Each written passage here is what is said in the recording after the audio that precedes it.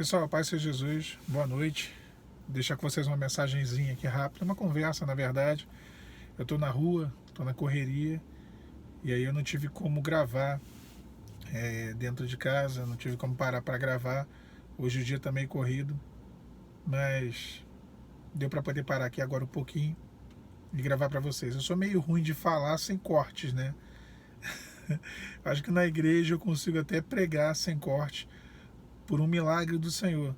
Mas editando aqui, fazendo vídeo, eu tenho que cortar bastante o vídeo, fazer bastante edição, porque eu tenho uma certa dificuldade. Mas vamos lá. Eu estava meditando no texto, né? E a palavra ela fala que todas as coisas cooperam para o nosso bem. A gente costuma falar desse versículo, usar esse versículo, falar dele direto. É um versículo bem conhecido. É um texto que nós repetimos, mas às vezes não pensamos ou meditamos na profundeza dessa palavra. Todas as coisas cooperam. Eu acho que é um passo de fé muito grande crer nisso. Acreditar que até as coisas ruins, as coisas contrárias que acontecem na nossa vida, elas cooperam de alguma forma para o nosso bem. É um grande passo de fé. Eu acho que quando nós estamos percorrendo o caminho, não tem como falar ou visualizar e inserir até mesmo esse versículo dentro da nossa vida com tanta exatidão. O que você quer dizer com isso, Alan? Quando a gente chega no final da rua, a gente pode dizer que todas as coisas cooperaram para o nosso bem. Mas quando a gente está caminhando no meio da rua, eu gosto de usar essas analogias, que eu acho que facilita, esclarece e didaticamente é mais fácil a compreensão. Você está caminhando ainda, você não chegou no final. Então normalmente nós não entendemos bem. E por não entender, nós não conseguimos também compreender, não só a situação, mas também não conseguimos compreender o versículo. Deus ele se vale sim de cada coisa que acontece na vida do homem. Inclusive as coisas ruins, erradas que nós fazemos. Que não é culpa dele, né? Nós culpamos a Deus às vezes, queremos atribuir a Deus a culpa das nossas falhas. A gente tem que começar a aprender na provação, no deserto, né, numa tempestade, na caverna, seja qual for o bioma, nós temos que aprender de que a maior parte das dificuldades que acontecem na nossa vida são por conta dos nossos erros, irmãos. Uma coisa é uma luta, outra coisa é uma provação, né? Como assim? A provação ela tem um caráter de, como diz, provação, tem um caráter de didático, podemos dizer assim, né? De conhecimento, de transformação. A aprovação é uma ação divina, uma permissão divina para que venhamos, está tudo dentro da permissão divina, mas é uma agenda de Deus para nos forjar, para nos moldar, para nos transformar, para nos restaurar. Isso é uma aprovação. E a luta? A luta é uma consequência. É uma lavoura, uma consequência das nossas escolhas. Né?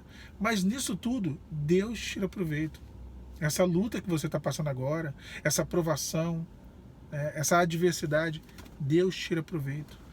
Para o Senhor, ele pega, eu sempre digo que ele recicla até o que fizemos de errado, ele transforma aquilo que fizemos de errado, ele recicla e faz algo bom, e faz algo novo, e tira proveito desse contexto, desse cenário. Quantas vezes nós vemos isso na palavra de Deus, Davi, quantas vezes ele tomou atitudes erradas e depois a gente pensa assim, rapaz, agora o negócio complicou para Davi, hein? Que coisa que ele fez aí. Agora ele se complicou. E o Senhor depois lá na frente, o Senhor puniu, tá? Que Deus não passa pano, né? Tem gente que passa pano, Deus não passa pano na gente não. O chinelo tá lá na frente às vezes esperando, irmãos. Infelizmente acontece comigo, acontece com vocês. Deus puniu Davi, mas depois o Senhor foi lá e pela graça e misericórdia dele, ele restaurou a vida de Davi. Ele tirou proveito da situação. Não que era o projeto dele, não que ele quisesse, ele constrói planos a partir do pecado, nada disso, né? Não vamos confundir as coisas. Mas aonde abundou o pecado, superabundou a graça de Deus, né? Deus não transforma o pecado em projeto. O pecado não é projeto. Mas o pecado, ele pode ser extirpado e Deus pode fazer um projeto a partir daquele ponto, né? Que foi o que aconteceu. na vida de Davi. E nós vemos isso ao longo da vida dele. Eu estou falando de erro, né? Eu estou falando de uma situação de escolhas erradas. José é um exemplo de, não no caso de escolhas erradas, mas no caso de as coisas dar errado, né? As pessoas o odiavam, seus irmãos o odiavam, venderam ele foi aquela situação toda que nós conhecemos. Uma outra situação, uma outra possibilidade. Não aqui apontando para a questão do erro, levando para a questão do erro, mas para a questão das circunstâncias. Às vezes a pessoa vai te passar a perna.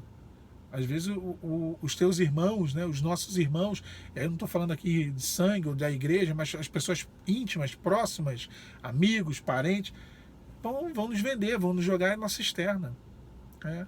Como o Senhor Jesus foi traído pelos seus irmãos também, os judeus, né? Foi traído. O algoz, aquele que executou a sentença, foi o Império Romano. Foram os romanos, os soldados romanos. Mas quem julgou Jesus, quem condenou Jesus, foram os judeus. Foi o Sinédrio. Então, Jesus também foi traído pelos seus. Ele veio para os seus, mas os seus não receberam. Irmãos, olha, você monta uma lojinha, uma barraquinha de cachorro-quente, né? Vai vir o estranho, vai comprar o refrigerante, vai comprar o cachorro-quente, mas o último a prestigiar e o primeiro a criticar é o parente, é o familiar, a pessoa que é próxima. É o que mais acontece, a gente sabe disso. Mas, então, eu dei exemplo aqui de Jesus, dei exemplo de José, tudo isso coopera. Todas as nossas provações cooperam para o nosso bem. É loucura isso, não é? Eu falei lá no início, passo de fé. É um passo de fé. Se acreditar que Deus ele vai tirar proveito de qualquer situação. Que Deus ele vai fazer com que as situações ruins te favoreçam. Te favoreçam. Lembra de Balaão? Balaão foi lá profetizar contra o povo de Israel. E quando ele chegou no alto do monte, foi comprado, né? Foi pago por Baraque para que ele profetizasse contra Israel. Quando ele chegou no alto do monte, ele não conseguiu.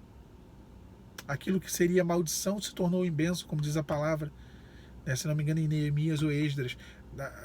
Ele foi para amaldiçoar e acabou abençoando. Aquilo que seria para destruição, para a ruína do povo de Israel, acabou se convertendo em algo bom para o povo. O povo foi abençoado naquele dia.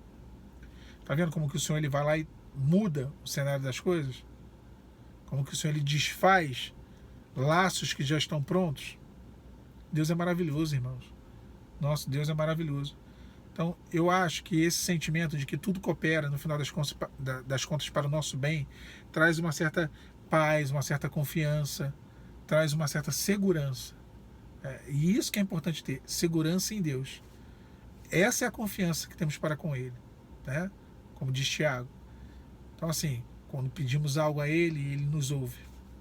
Quando nós oramos, Ele nos escuta. Nós temos uma segurança, uma confiança de que no final das contas, Deus vai colocar cada coisa no seu devido lugar, como eu falei hoje de manhã, na mensagem da manhã. Então descansa, tá bom? Deixar com vocês essa mensagem rápida aqui no carro. Eu estou olhando para um lado e para o outro porque eu estou parado num lugar que eu não conheço. Parei rapidinho para gravar e é Rio de Janeiro, né, meu irmão? Rio de Janeiro é uma luta, meu irmão. Tu tem que andar no clamor e o anjo te guardando. E com o carro seguro, varão. Porque senão...